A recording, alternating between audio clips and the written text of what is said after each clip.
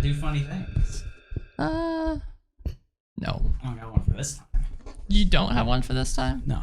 Well, that was a special occasion. Yeah, but this is 101. Is it? Yeah, well, we just did episode 100, so I would imagine episode 101 would be this I thought one. you meant like 101. I was like, we're doing a beginner course on something.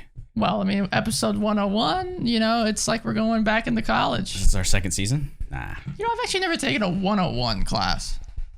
Ever? I mean, you probably did them in high school. And I gave you credit. No, never was called 101. Well, we had 1,000 levels.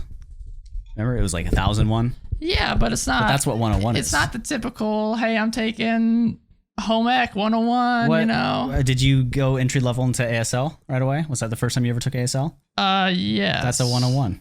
Well, didn't say 101. Well, it was 3,000 something one. Maybe. Yeah. If it had a 1 at the end, it was a 101. Come on, man. You got to translate one experience. I don't know. It's stupid. You got to translate one experience to the other. You want to know what I did the other day? What did you do the other day? So, you guys on the video and an audio can't see, but just to our left is a window here. And I've lived here for like... Good job. Thanks. Well, that's going to come into play. Why am I on Twitch? It's going to come into play. So I've lived here for, I don't know, 4 years, 5 years, I don't know, something like that, a long time. And I've had this room. This room has been my studio room, the D&D game room for a long time.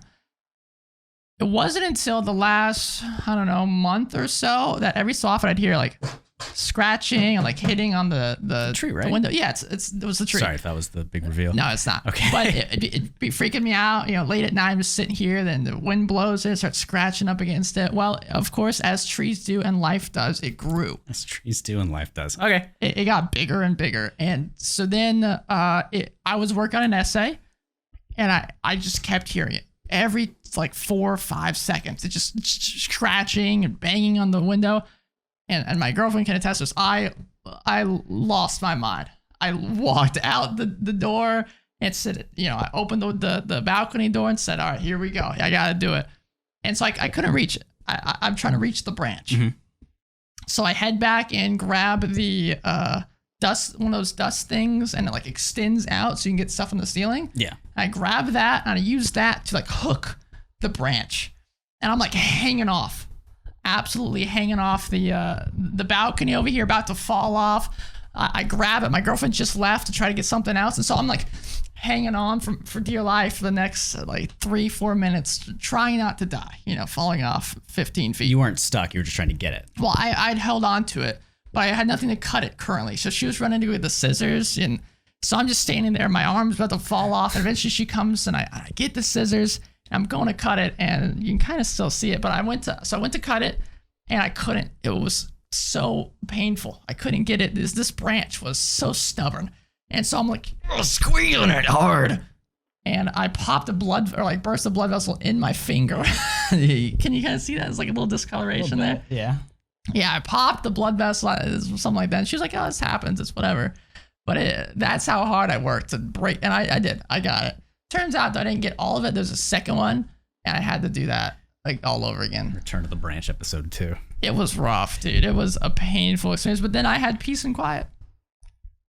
Has it just been doing that for ages? Yes. Yeah. Nice. It kind of reminds me of, it sounds like in a tabletop RPG, you just did like 82 failed like acrobatics and strength checks. 100%. You were just sitting there, which reminds me. Which is when the DM, allowed me to go into my pouch and find something to help me grab it, and I rolled with advantage. So pathetic that they just said, after 10 minutes you do it, which is an official rule in 5e, but that's not what we're talking about today here.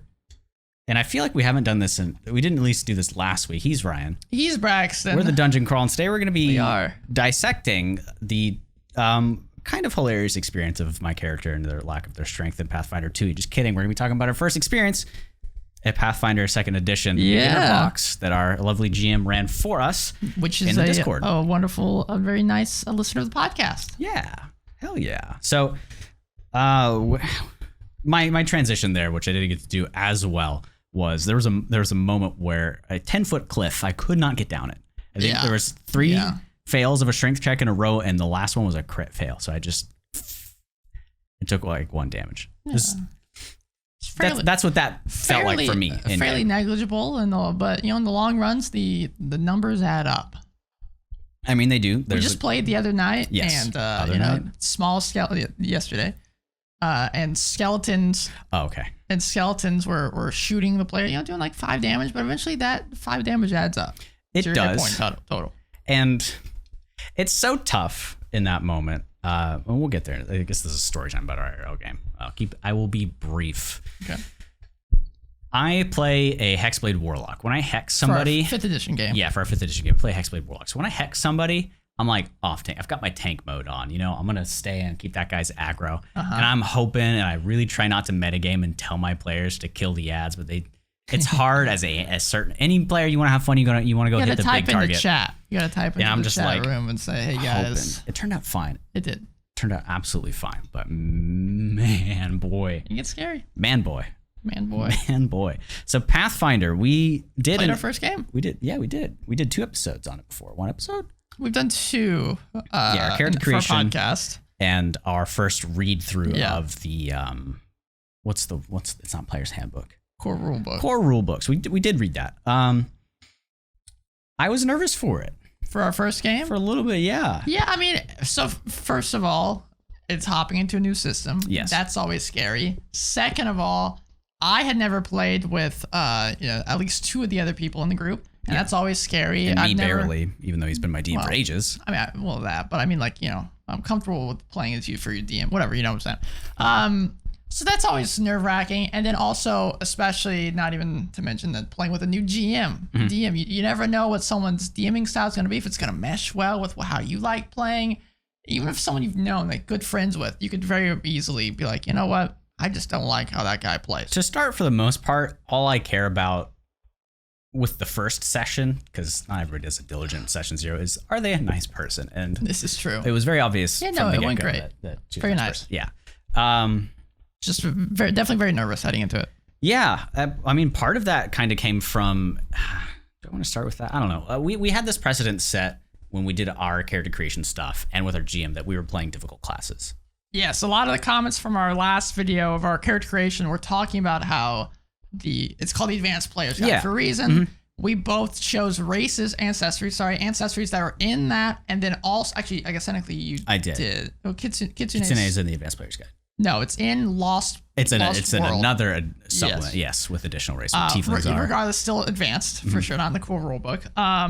And we both picked classes that are not in the core rulebook. So we were definitely shooting for the sky, shoot for the moon there.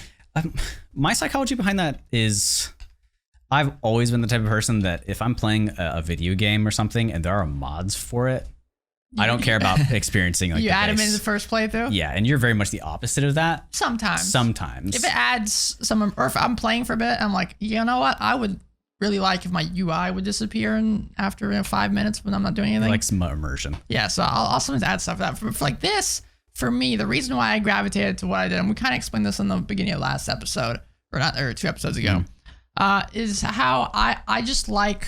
I wanted to pick something that was not in 5e. Yeah. That was a big thing for me. And something that was calling to me, interesting. And Investigator was very high up there. It seemed very cool. That in our Pathfinder episode, I said, if there's one class you're going to play, it's this one. Yeah, it was very cool. And I don't know, it just tickled my fancy. Same with the other option was Swashbuckler. I think that's also in the Advanced Player's Guide. I know, but that is in 5e. I mean, kind of. It's not like a class. Yeah, it's a subclass. It's good. It's really good. Yeah, it's a subclass, but it's not a full class. Regardless, so that's why I gravitated to those. I was very interested in the lore and the idea and the mechanics of it.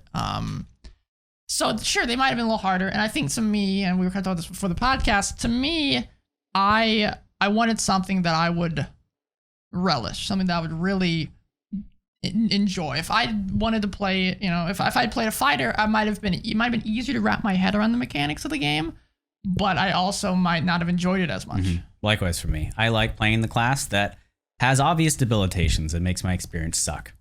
Hence why I went with Oracle, to have a big old curse that makes life very difficult. And we very well might have done things wrong in our character creation and done things wrong in game.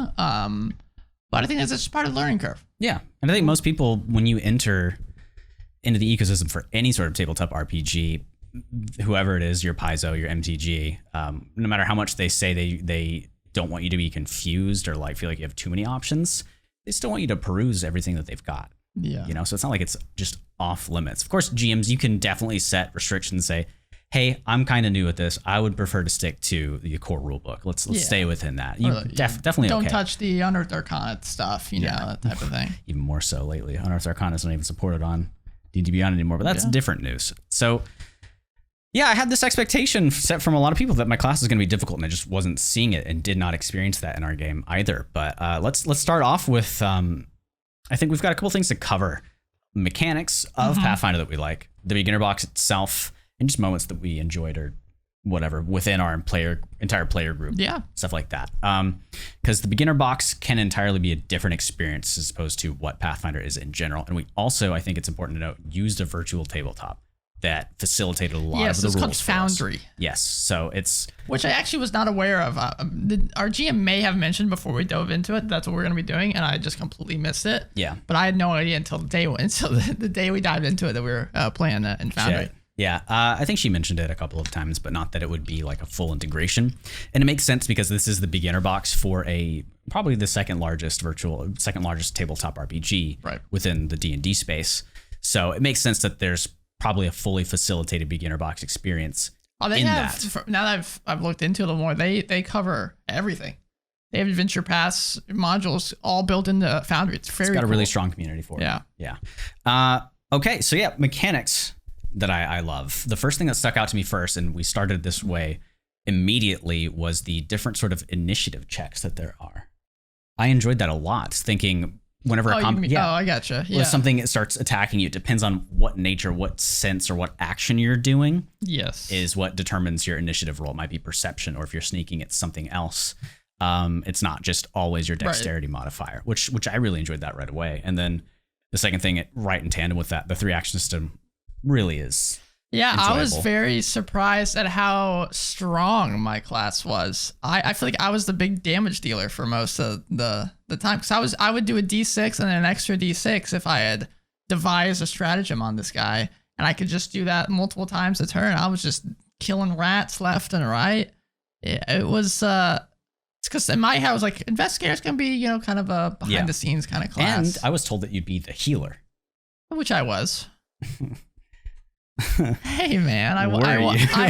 All right, let's take a pause for a second. I battle medicine and treat wounds. All right, okay. So this is in one of my fun moments that I've written down. But we were in our first encounter with the rats of the beginner boxes, for many of you know. And I'm playing Oracle, and we had forgotten that I have a -2 to physical damage. I have 2 resistance to physical damage, I think is the wording for it. Again, still learning the rules. And we had forgotten about that. And I went down, or so we thought. And then I realized, okay, I need to subtract 4 because I got hit twice. And I was at 5 HP. Yeah, your ass got chewed up, I got chewed by these rats. And then I looked at my spells and realized that I didn't have a specific like damaging cantrip that wasn't based off of alignment. So I like quickly messaged the DM and I said, I haven't used this yet. Can we swap them so I have the one that can hurt rats? Because most simple rats don't have alignment. So that was all going on. And then Ryan, his character, decides, you know, I'm going to take care of my friend. Which I will say real fast, kind of talking about mechanics. I do like how, you know, in D&D, you spend your whole turn to cast Cure Wounds or your bonus action to cast Healing Word. While in this, I was able to attack, stride, and then treat wounds. Yeah. Or battle medicine, sorry. And I don't know if that's a good or bad thing or if it's just a different. I like it. I like it too. What I don't like is when he rolls a natural 1 to heal me and sticks his little finger in me. And, you know, he's of a rat folk nature. I am. So there's probably like a little nail in there. So he just goes. Probably. Clean, though. Very clean. Sticks it in my wound and does 4 damage to me. And I'm at 1 health. Yeah. For the first encounter with the rats. Yeah, and then I cannot do battle medicine again to you for an hour because I'm a forensic medicine guy. So to those of you that said Ryan Braxton crit fails and crit successes come up a lot more, and they do matter, we experienced that pretty much as soon as we could. Yeah, it's definitely interesting. Now, because I didn't do a super crazy dive into the healing of spells because I knew my class wasn't going to be doing healing spells, so I'm not positive if the spells work that way too. if you have to roll to the hit and then roll the health, how much they go up. It'd be very interesting if that's how it is, period.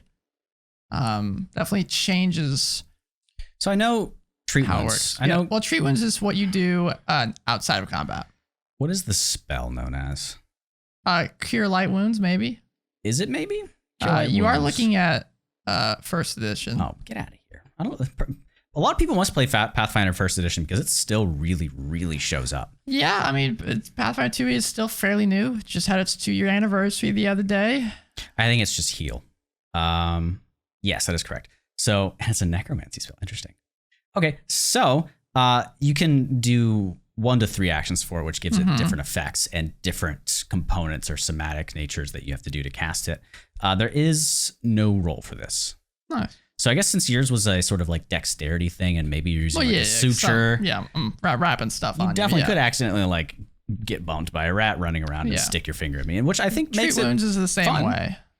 So I mean, would you say you enjoy that aspect of it? Yeah. Oh shit. I like it. You've always kind of liked failing and I think it's fun. I will remember that moment. It's fun to fail forwards and to continue the story along while also screwing up and then having some dramatic conclusion. Think about the fun emotional trauma that might come up if he's killed one of my player characters by trying to heal them. It's just like, all right. I mean, to be fair, my guy is like a forensic investigator, so I mean he's good with dead bodies, not living people. Let me kill you first, and then I can treat the wounds. Dress you up for a funeral. You know, it's okay. I still got more, but what's some of the mechanics that you might have enjoyed? Well, I kind of touched on it, but I liked the 3-action economy kind of stuff. Well, the biggest thing we've touched on in our make 5e combat more interesting is action-oriented creatures, changing the action economy of the game, and Pathfinder obviously has that integrated into it. Every creature, everything, obviously I haven't looked at the legendary creatures and stuff like that, have the 3-action rule. Yeah. You do this action is 2 actions, but you can still do this. I think the only thing that's a little weird and kind of takes a little bit getting used to, we even had this brought up in the game from one of our other players, is the stride action, that you have to remember that you can't just move. You have to stride and then you move. I think that makes sense, and it might have been too freeing if it was like 5e where you had movement as like your separate portion. It was not a part of your actions. I don't think it would be game breaking. Yeah, I don't think it hurts. I don't think it adds a nice strategy to it. I like if you attack 3 times, like every class can just attack 3 separate times, just regular hits, and it makes it harder and harder each time. Yeah, and I've got to wonder. Those of you that play a lot of Pathfinder, maybe get to the higher levels. Let's say you've got a group of people playing, and the GM decides, you know what, I just want to make striding a free action, not the free action, but a separate thing they can just do. Are there abilities late game that would literally not work mechanically because of that? I'd say it probably hurts the game if you do that. Well, yeah, maybe hurts it, changes the balance up, but I'm sure there's some abilities out there that take into account that certain things take actions and that striding is an action. So there might be an entire class that says striding does not cost an action, so it entirely whacks things out. I'd love to know about that. And something else that I noticed as well, kind of talking about the difference between 5e and this, and things I don't know if we talked about when we first discussed Pathfinder versus 5e. But you really can see it in play when you're in combat in 5e. You're very worried, especially with the squishy wizard, and you don't want to. And you got the big ass barbarian guy right in front of your face. If you move, you're gonna get hit by that guy. In Pathfinder, not everything has attack of opportunity, and if they do, they're a special creature. That's something I liked about Divinity: Original Sin. Is that not every creature had that. Eventually, late game, pretty much everything had it. Right. One more thing, jumping back to the 3-action system, kind of a comparison between 5e, and not that this is another comparison or like hit on it, just an experience I had with Pathfinder 2nd Edition is I had a lot more things I had under my repertoire at level 1, a lot more things that I could do. In 5e, I would only be able to do one of those things a turn. Yeah. And in Pathfinder, I felt like even though I had more options, I could still do everything I wanted. Whereas in 5e, I have less options and still don't feel like I get to do everything I want on one of my turns. Yeah, I feel like I had a lot of things to. I mean, of course, I'm level 1, not a crazy amount of things, but I feel like I could go battle medicine somebody. I could, if this is something I investigated earlier, I could then devise my stratagem for free and then attack stronger, for a free action or something. I said that poorly, but yeah, if you know the investigate, you probably know what I'm saying. There's a lot of different ways you can work through combat scenarios. Yeah, which I like. Which in 5e at level 1, it's very much I hit this, I very much move around here, and I hit that again. I mean, even at 11th level, in our game that we played last night, it can get stressful feeling like every turn is a half of my turn or a third of the turn that I wish I could have. And I think that could go away if like we had a group and it's not just our players. Like you describe stuff and I don't want to remove that. But like if it just went really fast, right, I would be entirely satisfied with 5e's combat from a pacing perspective. Yeah, I think because we had like 6 rounds. So there's a lot of things going. I don't think you could have sped it up. No, I'm just thinking we had 6 rounds and it was the entire session. It was like 2.5 it was from 3 hours. 7 to 10:30. Yeah. So it's 3.5 hours. Oh, we had I think we finished the combat at 10. Oh yeah. So it was 3 hours. Great combat. Great combat. Yeah, but I feel like Pathfinder also would. I think in bigger combat scenarios, it probably gets pretty lengthy too. Absolutely. I do fear for how many things I have to track then. My point now, before I get to higher level like theory crafting, is like I felt as though I was at least a 3rd level character by 5e standards. Not that has any quantifiable statement to be said by it, but it's definitely more enjoyable than a 1st level, because we talked about this before. But 1st through 3rd level in D&D, people usually speed along very quick. You do like 1 or 2 sessions 1st level, 1 or 2 sessions 2nd level, then you're at 3rd finally, and you guys can start stretching out the level ups. But I feel like Pathfinder, you can take your time with it. You can I feel like you could. You really slow it down, allow the players to step into those characters better. Yeah, and for 5th edition, I feel like it's when you hit like 11th and 12th level, when you hit that final that first massive bump that you really haven't done since 3rd and 5th level. That's where I feel like I would always want to play D&D. I also actually I feel like Pathfinder relishes in slowing things down, period, because of I can only treat wounds once an hour. I can only short or long rests, and short rests are very different than in 5e. There's a lot more downtime stuff that you can do. It very much kind of is take your time, allow for downtime, not just back to back, going and going and going. Well, not to forget, I think you're talking about downtime in a different aspect that I'm about to bring up, but there literally is downtime mechanics in Pathfinder that D&D insinuates that you can do. I think for the most part, that was everything that I enjoyed. I also hated everything else. Yeah, hated everything else. That was more like, I expected that, or it was pretty much the same from 5th edition. I will say for the beginner box, we did only get to we did not play much, like the 3rd room. So yeah, it was the 1st room with barrels and some stuff to investigate and the rats. 2nd room was repelling. Okay, was the caverns, and then the 3rd room was the spider, to which we were about to go to the next room. And then I died. I died. Oh my god! Yeah, you got downed. Yeah. So. To which the end of the session was, you guys did a lot better than the other people I've played with. And I'm like, we almost died twice. This is cutthroat. Yeah. To your point, most beginner boxes can kind of be like that. Yeah. Yep. The fan delver can get pretty gruesome. Hey man. Sorry.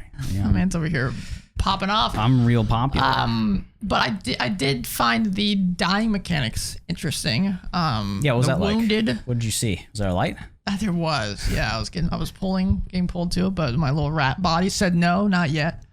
But the whole wounded aspect, where when I go down, if I go down again, then I'm already 1 step closer to death. Oh hell. Yeah. Yeah, you got that when we get back in there next time. So one thing I want to pose to everybody as well, but we're not going to dwell on it too much because I think it could be another topic that we really get into, is virtual tabletops. Yeah. We played entirely in a VTT, and almost everything was facilitated within it.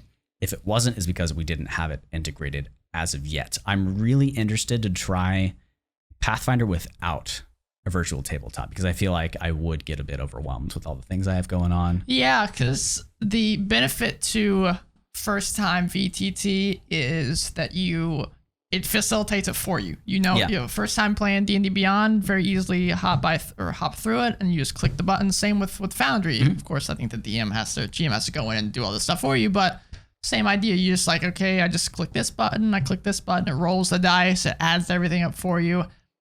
And I did a lot of like, because again, I didn't know we were using a VTT, so I did a lot of like kind of prep beforehand, like reading the books. Like, well, good on you. Yeah, I'm trying to figure out, okay, if I roll this, because I didn't want to slow things down. I don't want to be that guy. So I'm looking through. I got the character sheet in front of me, trying to figure it all out, and then when we get to the game, it's like, oh, we're pressing these buttons, and I appreciate it for the smoothness, but I also was like, I don't know what I'm doing. I understand that this adds to that, but I don't know how this number got there, and so there would be downtime, like when the other players, like you're doing something or one of our other players doing something, and then I'll go back to look at my roll and be like, okay, this did that. I'll go pull up my character sheet and try to figure out exactly. And I'd usually end up piecing it together. Yeah, I'd love to try it without a VTT as well, or maybe a less hands-on VTT kind of experience. Not to say it was a bad time at all. It's just a different sort of thing. We're really used to rolling ourselves, so like the prompts for doing things was a different experience. But more like a video game. It did feel like a video game. Yeah, I felt like I was playing Pathfinder Kingmaker. Yeah, which to some extent like is something I hope happens one day. But I still think there'll be a place for like traditional. Like I don't think it'll ever go away. It's kind of like radio. Like we've talked about this on our own. We can even have an episode on VTTs. But I'm definitely in the camp of VTTs currently, of just using them for mild exploration and for combat. I think combat. I'm the type of guy that theater of the mind, I don't mind. We do it for Chronicles, but I love the kind of tactical aspect of, and I think Kenneth does as well, tactical aspect of, moving around a map and figuring out levels and stuff. And it's tough to do that without having a visual representation. Well, Chronicles is changing tomorrow. But other than that, I very much like the hands-off kind of experience. Like when we play in person, I only bring out the map every so often. Sometimes I'll have, a dungeon laid out and I'll slowly reveal it. But yeah, I like the hands-off experience usually. Yeah. I think the soft spot for me is dungeon exploration. Doors are hard. True. So take the actions to solve that, and you can pretty much understand what my preferred VTT situation is. At least I want to have like a layout.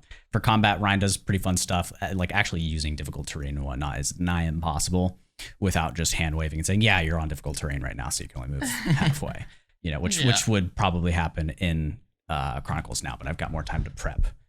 So I'm excited if you guys go to this particular dungeon. But what I want to do next, back in Pathfinder, is talking about the beginner box. We can do things in any order, but I've got my things that I enjoyed up first, and it's the fact that it gets you right into it. That whole kind of media res. It's like you got your quest, you're literally walking there now. The door to go in is right there. Go. Yeah, I don't know if because again, Phandelver is the exact same way. It's a little, the DM reads a little bit of explanation off, maybe a note that you got, and then boom, attacked by goblins on the road. And I do like that. I think it's dives right for you beginners. Right in. It's very much kind of the Shakespeare mentality of start with a bang and then talk about stuff later. Yeah. But I very much like the chat about stuff, get to know everybody, and then we dive into it. Which is, I guess I'm in the camp of we started doing it. Let's start in a tavern, and we even had our characters like kind of know each other, even just a cursory amount and whatnot. I did have the Star Orb. I did end up figuring that out. Those of you that have continuity between the previous episode, we're all good there. But yeah, so I do think it started right away because I think it is a safe assumption, though you shouldn't do that too often because it does make an ass out of you and me. Nice. But I think most players who haven't done theater or like RTVF, like you and I have, or have never played a tabletop RPG, and the nerdy friend of their group somehow convinced everybody to get together, that just RPing right off the bat might be a bit difficult. So throwing mechanics at them immediately, I think, is good to dive in and just let that be their first experience. So now that I think about it, I think most modules start off the exact same way. I would believe so, to be honest. I mean, there's always room for the group to decide, hey, it says we jump in right away, but let's take a moment to chat and continue. And we did actually do just that. We messaged our GM after and said, yeah, we love doing RP. So if there's a moment that has space for us to chat, we'd love to do it. And she's like, oh yeah, the beginner's box is just kind of very much go, and the GM facilitates everything. Traditionally in dungeons for 5th edition, when Ryan plays or DMs for us, when we're exploring, we're talking, chatting, saying, oh, I'm going to go do this and whatnot. But the beginner's box, and we're kind of getting into things that I dislike for me. But this isn't necessarily disliked for everybody. It's still probably the right choice for beginners. Sure. But it controls the flow of everything turn-based, even walking into a room and trying to investigate things. It tells the GM to get your players kind of in a turn-based and say, what would you like to do? What would you like to do? What would you like to do? Yeah. I appreciate, I guess giving that as an option, but I think for me, I think the GM or the DM should be able to facilitate that on their own. I agree. And if they see, like, if the players literally have like option paralysis, don't know what to do, then the DM should jump and say, okay, well, there's, some boxes over there to destroy. There's, there's a couple things around here to investigate. And this doesn't just go for the beginner box. I think in any dungeon or any place, if the party doesn't know what to do, that's when the DM should be like, all right, well, here's a couple things that have been brought up in the last few sessions. You could head off in this direction. You could go talk to Joe Schmo, see what he wants you guys to do. There's a lot of different things like that. Yeah, I would agree. And I think this breaches into the, like, is natural talent a thing? Yes or no? That's a whole other topic. But in this case, I don't think that we can expect the common newbie GM or player to do that right off the bat. I think the beginner box is also assuming you're a first time GM. Yeah. So I think the beginner's box is obligated to present it that way because you can always just not do it that way.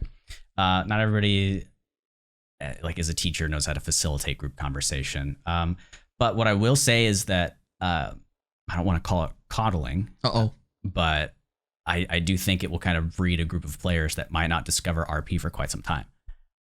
Yeah, I could see that. Which isn't, like, some groups don't like RP. You don't always have to have it at all. Sure, you just do straight old dungeon crawls, and that's okay. It makes me sad. Well, I mean, I guess it is called tabletop role-playing games, but yeah, I do think a lot of people get into this because they, maybe they don't like themselves, they don't want to play themselves, so they're not comfortable stepping into like a theater type of show. They're not, we're not voice actors, we're not Critical Role, that type of stuff.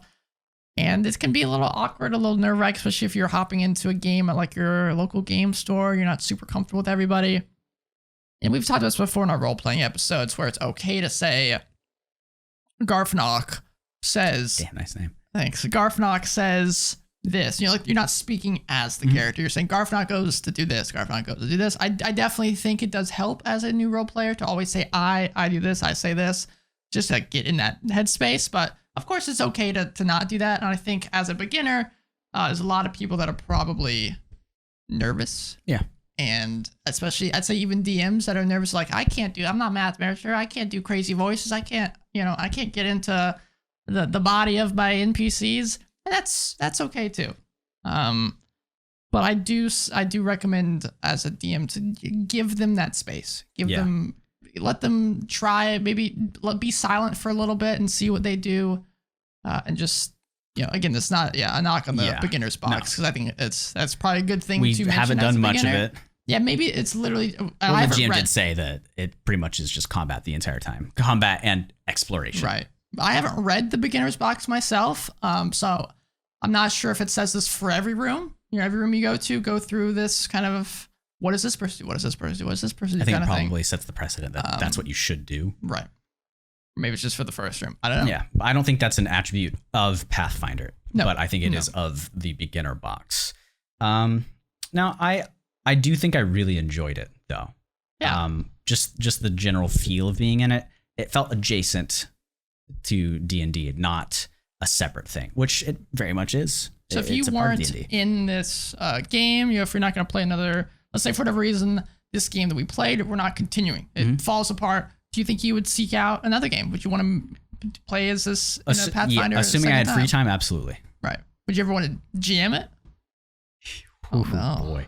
I think I would enjoy GMing. I think I just got to figure out the rules a little bit more. Yeah. Again, I think it's if I had the free time for it, I would been a while. To be fair, when like every so often in D&D, like even just last night when we were playing, a player will ask me a question. I'm like, you know what? I actually don't know the answer to that really. And we'll either look it up really quick or make up a ruling on the spot. Yeah. And I'd probably do that for Pathfinder too. It would happen a lot more, though. I do feel like in Pathfinder, because it's such a tight balance experience, I think if I were to make a bad ruling on the fly, it might very much throw things off balance. Yeah. For Pathfinder, there's a lot of hidden roles that the GM has to do on behalf of the players too. This is true. So the GM is obligated to know those, or else the player isn't getting their class fully realized or their build fully realized. You know, I think that is what I like the most. We've kind of jumped around from, you know, I should say this earlier, we were talking about combat, but I think what I did like the most, not even just playing, but looking through, and I looked through the bestiary and stuff like that, it does seem like a very concise and balanced experience,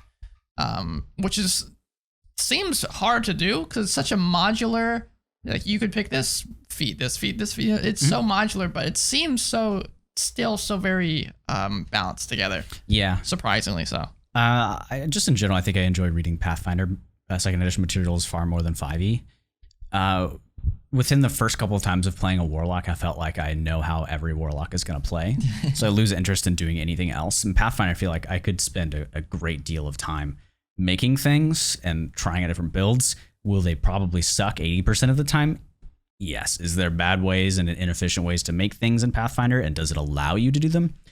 Absolutely. Does 5th edition provide less room for error and making a bad class? Kind of. Less so than Pathfinder 2nd edition, I would say. But then again, you know, we're level 1. And the final thing I wanted to address here before I kind of give a note from our GM that I asked her to write up for us, just kind of like a summary of how she felt about it and her opinions on us. I literally said, if you want to shit on us or give us some praise on how we played, you're welcome to do so. Oh man, grab the thought brain. Where did it go? I know you said last thing you want to touch on. Last thing I wanted to touch on. How does this happen? It's like a physical feeling of that idea just escaping. Is it not in your notes? It should have been. What were we talking about before? I was talking about combat, how balanced things were. Oh no. Damn. Damn. I have to get this back. I can't let it go. No, yeah, keep thinking on it. Yeah. What's your final thought? My final thought is I like it. I am excited to see where it goes and give it the old college try. Got it. I really like. I mean, you did like how you did mention the writing. I really like how it's written. There's a few confusing wordage and verbiage here and there, Absolutely. but I think it's tough to get away from that when you're writing a very balanced experience because Magic's the same way where you read stuff and be like, I don't know what the wording under that is. I like how I don't know what the word is, how open it is. Like it's open. How Paizo wants people to play their game. They make it accessible. That's where I like how accessible it is. They make it accessible for everybody to get into. Yeah. They have it on the Archives of Nethys, which everywhere. is 100% free. They work with them. They give them the stuff. They just don't have like the adventure path maps and whatnot. It's crazy the amount of love that you can really see that Paizo has for the game. Yeah, a lot of that, and this is a sticky situation, is attributed to the fact that they aren't public. I'd even say like WotC doesn't, and don't get me wrong, I love me some Chris Perkins. I think he's a great guy. But I don't get the same love for the game. Well, exactly. This is surrounding the whole Blizzard situation, and I don't want to get into that because it's nasty and just disgusting. It needs to be talked about, but that's not what this episode is for. So, Steve Jobs, however you view him, said it really well once, and I can't put it as eloquently, but there is a natural progression to businesses as you gain a monopoly over something to care less about the customer, the consumer, the player. As your company grows, you begin to have more people that focus on the money, people that focus on stocks, etc. And there's just a natural trend towards the people who govern over the money and financial aspects gaining more power and say over the people that have the creativity, who originally created it. And it just, businesses naturally progress that way, at least in America, for better or for worse. a lot of the time for worse at the detriment of creativity. So businesses forget their creativity. And I think WotC is going through that now. And whether it has a Blizzard Activision moment. They are owned by Hasbro, so that probably has something to do with it. Yeah. So, I mean, ultimately, it's not about... There are absolutely people at a certain level that it is about the passion. And it shows through. I'm sure Chris Perkins still loves it. I'm sure a lot of the... I think what's the biggest thing for me, I don't know how many freelancers are involved with Paizo. I'm not positive if they do freelance work or if it's all in-house. But I think the biggest tell for me was with Candlekeep, where it was almost 100% freelance work. Yeah. And not to say they did bad work. I thought it was impressive that they how much passion they put into it. But why is WotC not putting out this, effort? Why are they just hiring a bunch of guys that... They don't have to. I appreciate them giving the voice to these people, allowing them to bolster up their own... Of course, that didn't go great for some people. Some people said that their experience with WotC was terrible working on for Candlekeep, but I don't know. It's something that definitely a lot of it is behind closed doors and stuff we won't see. It's tough to keep something that big, that healthy at all areas. It's kind of, this is a really weird, but I think good analogy. It's like how if we get cancer, if a portion of our body gets cancer, it's hard to come back from it. It's a battle. If a whale gets cancer, and give no fucks. That thing is massive. Can whales get cancer? Yeah, they do. And it's a big study of cancer right now. It's like, why does it not kill them? And it's because they have so many cells. They're so massive that this one portion of their body that's trying to destroy them cannot possibly kill this organism, like WotC, until it critically fails, like Activision Blizzard, and it covers the entire thing if it lives for long enough. But that one cancerous portion of WotC is not going to destroy the thing because so many other parts of it are keeping it alive. Versus Paizo, if they do one small mistake or they lose that passion, the whole thing sinks because they're smaller. Sorry to get like really philosophical there. Oh yeah, we brought it down there. Did you? I did remember my thing. If that's what you still remember it? Yes. Okay, good. Yeah. So it circles back to the beginning about quite the segue out of there. Yeah. Sorry. it was about how you and I specifically are playing classes that are complex, and I want to see. I don't get how it is difficult right now. I understand that having spellcasting that brings debilitations to me and tracking those is just generally more to do and therefore possibly more difficult. But at the moment, I need somebody to tell me how these classes are difficult. I think a lot of our confusion and our mistakes from the character creation episode was mainly just because we hadn't played it yet. Well, not even talking about the familiar thing. I don't mean just that, but just the idea, like some of the stuff that we probably said wrong in that, and definitely were called out in the comments. And I appreciate correcting us and helping us figure out exactly what we're talking about. But I think a lot of that is now that we've played it and understood what our class can do at this level. It's a lot. I think a lot of. Well, I never was worried about the Oracle being complicated. I understood it from the beginning on like how it was going to work. I think it was the familiar aspect of it. That's not what I'm talking about. I'm talking about like our GM literally had her and her friends saying they were not trying to discourage, but they were strongly suggesting that I play a different class because Oracle is difficult to play. And I'm not seeing it yet, though we're literally level 1. So very much so could be down the line more difficult. Taking like 50 steps in the game. When you guys say something's difficult, I need an explanation. You got to tell me so I can understand. Just saying it's difficult, I'm going to be like, I got this. I can do it. Damn. My man's stubborn, hard-headed. I am. Well, yeah, exactly. But, general good practice to explain your sentences. This is true. Things like that. But I'm loving Oracle so far, and I can see where it's going to go. And I do think it'll be mechanically hard, but I don't think the class will be difficult to play as. But those of you that have played Oracle, tell me your experience about it, because I don't know where it's going to go at this point. And it could be similar to 5e, where the druid and cleric stuff, not too difficult at the start. A lot of things to keep track of. 10 levels in, you realize your spell list is gigantic. And you can do this, you can do that. You can, I think for Oracle, druid, there's a lot of options. It's mostly going to be how debilitating the strength disadvantage is. And like mechanically, it's going to be difficult.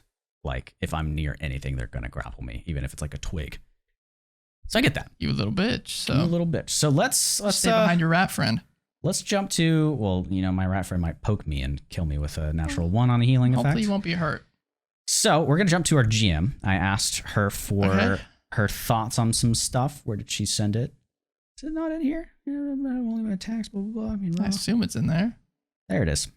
I found it. Just had to scroll up like a couple Open seconds. pages. Continue. Can I just... There we go. What's new in pages, it asks. I have not opened this. Okay. Here we go. All right, so this is from our GM. Now, should we just read it straight or should we respond as you read? If you have something you want me to stop, feel free. Okay. Because you might... Oh, no. Okay. Overall, I felt it went great. I'm speaking as her. Okay. I enjoyed the characters and their interactions. And this was... she told us how to pronounce the name. Trobadaringdu. Yeah, Trobadaringdu. Trobadaringdu. I believe so. Something like that. Yeah, because it's Troubadour. Yeah. I felt it went great. I enjoyed the characters and their interactions, but more to the point, I feel the gameplay went smoothly. There were some issues that needed to be resolved before the second session, but nothing that hampered gameplay, speaking of the VTT. It's unfortunate the first session of Menace Under Atari / the beginner box has minimal roleplay interactions, but that will come with time.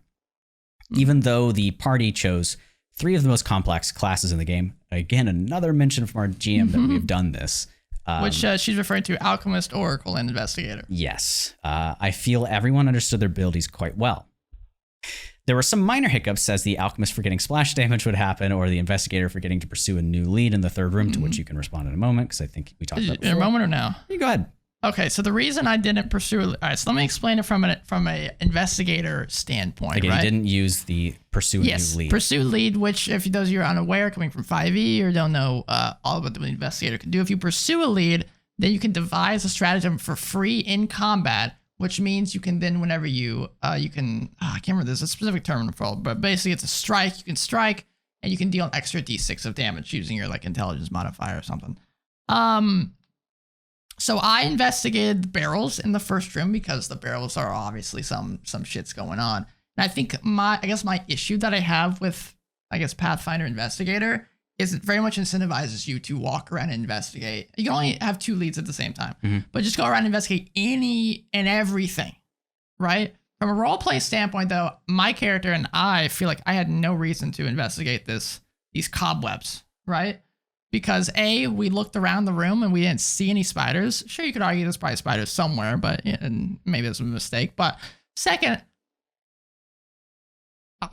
again, in my head, I feel like I don't need to investigate. I feel the wording of the ability needs to be changed to understand an aspect of something to a greter ability to give you an advantage over it. I'm very much in the, and I understand the min-max kind of idea. You want to do this so you can deal more damage in combat, and it's definitely handy and helpful. And maybe I probably should have. I mean, if I'm incorrect, couldn't you have just investigated the spider during combat? No, it takes a minute. Oh, never mind. Yeah. I think with this ability, if somebody like yourself would want to be able to use it more without feeling like they're just kind of metagaming, it would be my character just has an innate curiosity, even to a superfluous extent. Right. Like, I am going to study everything, even if I think I've gotten it all.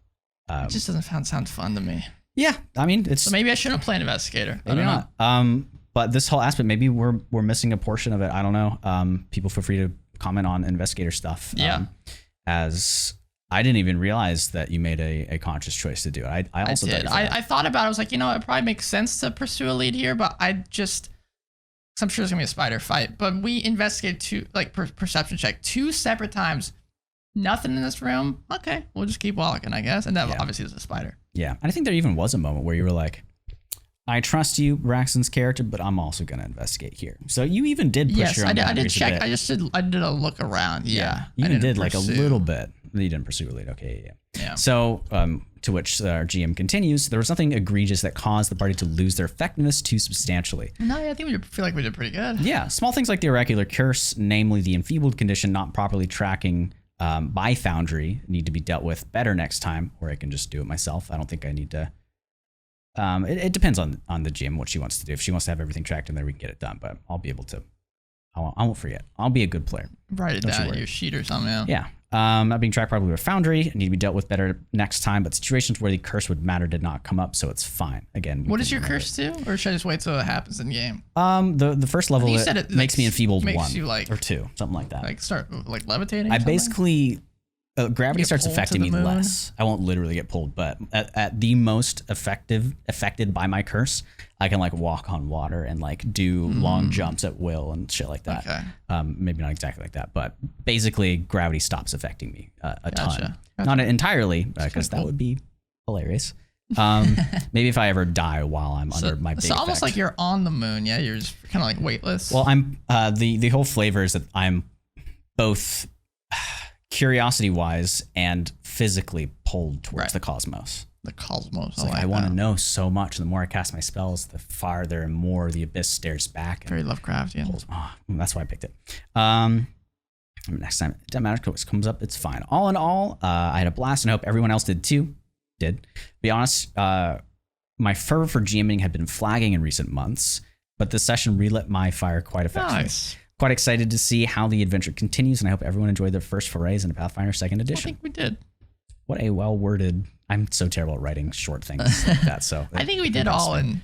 Obviously, No, I absolutely had a great for the time. other two players, but I think they did enjoy it. I absolutely had a great time. It was a lot of fun, and I think like throughout the episode, it might feel like we dig into it a bit, but... That's just what we do. That's what we do. When you got to talk about something for an hour, you got to find every little detail. Yeah. Another thing that we're kind of defining about... I mean, we've had like 100 episodes where we shit on 5e, so I mean, Yeah, we there we still go. play it every week. So Yeah, multiple times every week.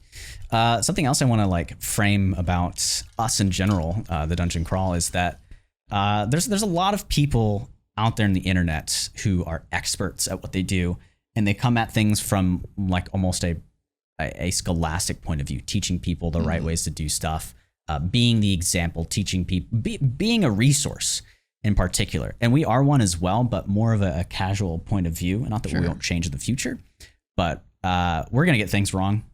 100%. 100%. And I think that's okay. You know?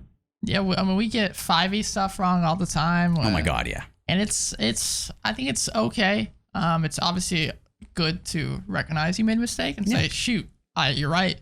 Well, this happens in game before. I think we've talked about this on the other podcast where Brax and I will, or me and another player will, like, someone will say, that's not how this works. But like, I think that is how it works. And one of us will make a call in the middle of the game, and then later I'll check it up, like, you know what, you're 100% right. I read this, I read it wrong, I read this wrong. And then, you know, owning up the mistake, I think is a very big, important part of it. The thing I really love about our perspective on that and getting things wrong, though, is the people who comment and help us learn. Yeah, oh my God. Like, all the comments. So many people, and I don't think a single one of them has been like antagonistic. Even if so, they were just pointing out something that they felt passionate about. I mean, just to say something crazy here, when we got this camera, do you remember what you said? What? You said, are there many people under 30 subscribers that have 4K cameras? And now we're getting close to 100. And it's only been like a couple weeks or something like that. It might be cheesy and post thanks for 100. It's just we appreciate all the new people coming in. We've definitely batted on the idea of doing a Pathfinder live show or something, a one shot or modules and stuff like that. So we're definitely considering it. I know a lot of you guys came in from our Pathfinder stuff, but we hope you stick around for our. Obviously, I don't expect you to tune in every 5e video, but. For maybe our system agnostic type stuff, which we definitely do a handful of that. Yeah, if there's a 5e episode, anything dealing with like role playing or world building, it's probably going to be useful for pretty much anybody. Yeah. That was our first 3 hours or so. It was about 3.5. Yeah, 3.5 hours of Pathfinder, getting through 3 rooms. Are we gonna have a video like this every time? Probably not. Probably not. When we complete it. I'd say at most, we probably do another one when we complete it. Yeah, and I really want to either do some sort of box of some sort, or have our GM do a higher level thing for us. And now a lot of you out there are like, well, if you were having trouble with, the advanced players guide stuff, you probably shouldn't skip levels. And will probably I think agree what we will at that start point. doing though, I really like the idea of us doing deep dives on the new Pathfinder content when it gets released. Oh boy, because there's some cool stuff that's coming. There's some really cool stuff. There's like the Undead book or something that's gonna be happening very soon. Looks. The one our GM is really excited about guns has and gears. Yes, that one has a spell sword in it. Yeah, there's some really cool Paizo Pathfinder stuff coming. Yeah, so there's real we might start looking into that. Half caster spell. Like you can definitely build it that way. Oracle themselves can be an off tank or a full tank because of their curse. But I'm excited. Yeah. Okay, we forgot this last time. Did we? We did forget this. We forgot it in a second, but we didn't forget is that, we have socials. You can contact us at Dungeon Crawl Pod on Twitter and Instagram. We're mostly active on Twitter if you want to reach out to us there.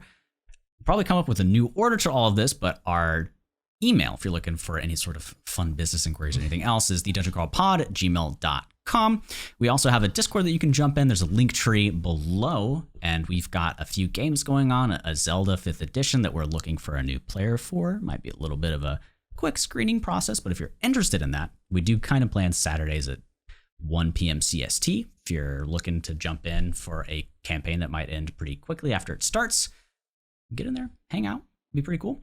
From that, in the link tree as well, I don't think I should mention this yet. We did open a Patreon. I guess maybe. Hell yeah. Maybe we do it at this point. We do have 2 patrons next. Maybe they'll fly up on the screen with my hands right now and say hello. We love them. I don't know. Good luck, Ryan. I'm not sure we'll do it that way, but I definitely want to do a special shout out to our $10 patron. Yeah, is that in the tier? Yes, man. We made them.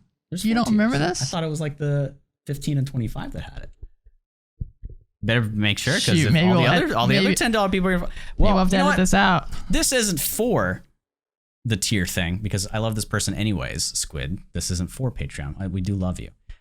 Just make sure. No, yeah. Okay, cool. Go ahead. Yeah, that's what I was saying, man. Sure. I did we didn't have a $15 a month thing. Exactly. You're making me question my own existence here. Yeah, I checked it out. Well, now you've already done it. Shout out to Squid, our $10 patron. We do shout out and talk about our $10 and $25 patrons. So please hop in there, and we definitely want to say thank you to our the other patron that has hit that subscribe button. It's very, very kind of. I don't know. They call subscribe buttons on Patreon. I don't know. Support. Yeah, hit the join. It's a big join button here. But yeah, we're got 2 patrons, so we're slowly climbing up to some of our goals. We appreciate you guys. If anyone else wants to hop in there, it really helps out the patron, or helps out the podcast. And we'll eventually start paying for the initial podcast. We'll go payments. Even. Monthly. Yeah, we'll go even, and that means we'll be able to put more money into making cooler and more awesome things, which we're actually batting around some ideas for. Maybe doing some like really nice, well edited video a month type of stuff. Yeah, these are mostly like we got some ideas beforehand on these episodes, and then we just kind of sit down and record. But maybe more live scripted stuff. Yeah, we got some really cool ideas. So if you really want to help out with us, then hit up the Patreon. Should be a link around here for it. And yeah, it'll really help us out a lot. Cool beans. I mean, I've said my things. Yeah. So what, man? I don't know. So the last thing I do want to mention, I kind of did this in a roundabout way because I thought, oh my God, I thought it'd make more sense to do it at the end. But if you have been listening to the whole podcast, first of all, shout out to you. But then you remember the kind of tree story that I told at the beginning? Oh yeah. When I got popped one of my blood almost vessels. cried. I almost cried. Actually, it hurt a lot, dude. Crying on my girlfriend's like, that happens all the time. She does like fashion design. If we ever do IRL stats, this is episode evidence if we ever contradict our strength and our constitution ratings. That was I think I'm gonna blame my tools. I think it was the utilities that I was using because your intelligence. I'm pretty ripped though. I actually haven't worked out a little bit because I've been too busy. So what I'm trying to say is, while I was reaching around to grab the branch, going diving for my existence, I had kind of this life flashing through my eyes moment, because I'm hanging off of this balcony. Granted, it's only 15 feet. I probably would have been okay. There's a possibility I could have died. So this is what I saw, right? Yeah. I'm sitting there reaching off, holding onto this branch, waiting for my girlfriend to come up, and it's kind of one of those things where you shout out for someone, there's no answer, and there's this lonely moment that you go through in your head. This really lonely experience. Like, I'm here by myself. I could fall and die at any moment. And I saw these images flash across my mind. First thing I saw was us sitting here. Oh, thought of me in his last moments. Waffling. And then I thought of the podcast. Yeah. And the viewers, the people that are out there. I can't keep this going by myself. The people that are out there thumbsing up, commenting. And I was like, man, it's been a good life. If this is it right here. Mm. And then I saw the Apple Podcasts pop up on my face, or not on my face, sorry, in my mind. and I saw, the 5 stars, the beautiful The ratings. leaves of the tree turned into the 5 stars. The beautiful ratings that people have left on there, the reviews and people saying, I hate pants too, that type of stuff. That was And it warmed my heart and soul. And then the door opened and she handed me scissors and I cut the branch. And I lived, I survived. But there was that brief moment where I thought that was it. And so what I'm trying to say is please rate us 5 stars on iTunes, Apple Podcasts. It really helps us out. Especially, if you, we've talked this before, but if you don't have the money to put on the Patreon, then thumbsing up the video, commenting Literally down anything. below, hitting that subscribe button if it's your first time here, rating us 5 stars on the Apple Podcasts. All that small stuff helps us out. Shout us out to a buddy of yours. Say, hey, have you heard of this cool podcast?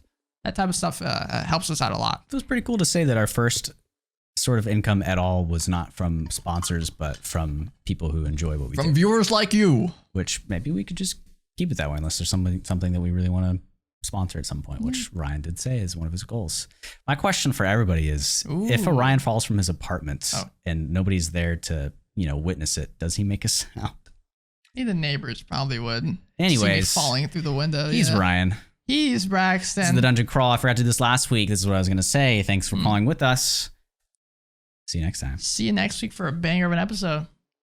Also, I do want to do a quick apology that the video cut off last time on YouTube. I don't know what happened. This is a funny skit that happened. Yeah. We'll never see. It was really weird. Ever. We'll see you guys next time. It's going to be a great episode. Promise.